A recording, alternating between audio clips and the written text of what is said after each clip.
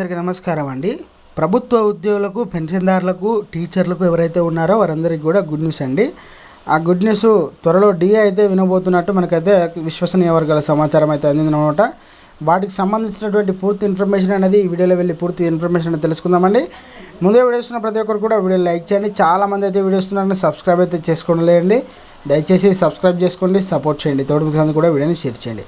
వివరాలు కనుక వెళ్ళినట్లయితే ఇక ప్రభుత్వ ఉద్యోగులకు గుడ్ న్యూస్, త్వరలో డిఏ పెంపు, జీతాలు భారీగా పెరిగే అవకాశం అన్నమాట. ఇక ప్రభుత్వ ఉద్యోగులకు గుడ్ న్యూస్, త్వరలో సెంట్రల్ గవర్నమెంట్ డిఏను పెంచే అవకాశం ఉందని సాధారణంగా కేంద్ర ప్రభుత్వం all India consumer price index ఆధారంగా డిఏ హైక్ అయితే ప్రకటిస్తుంది.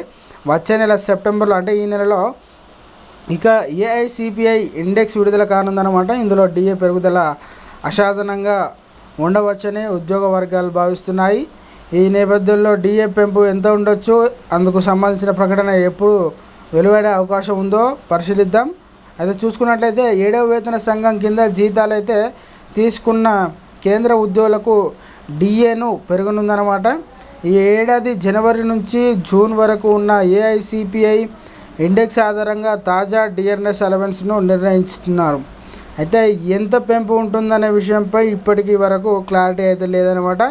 డిఏ హైక్కు సెప్టెంబర్ 25న జరిగే కేంద్ర మంత్రివర్గ సమావేశంలో ఆమోదం అయితే లభించవచ్చని, దీన్ని ఇక ప్రకటన సెప్టెంబర్లో ఈ నెల లాస్ట్ వీక్లో ఉండవచ్చని మనకైతే విశ్వసనీయ వర్గాలు అయితే సమాచారం అయితే అందిందనమాట.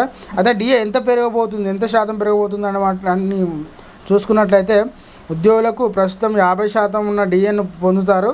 దానిపై 3% పెంపు అనేది 50, అంటే మొత్తం కలిపి 53% డిఏని అయితే ప్రభుత్వం ఇవ్వబోతున్నట్టు మనకైతే విశ్వసనీయ వర్గాల సమాచారం అయితే అందిందనమాట ప్రభుత్వం నుంచి. సో ఫ్రెండ్స్, ఇది ఈరోజు అప్డేట్ అండి. వీడియో నచ్చితే లైక్ చేయండి, ఛానల్ సబ్స్క్రైబ్ చేసుకుంటూ సపోర్ట్ చేయండి. Thanks for watching.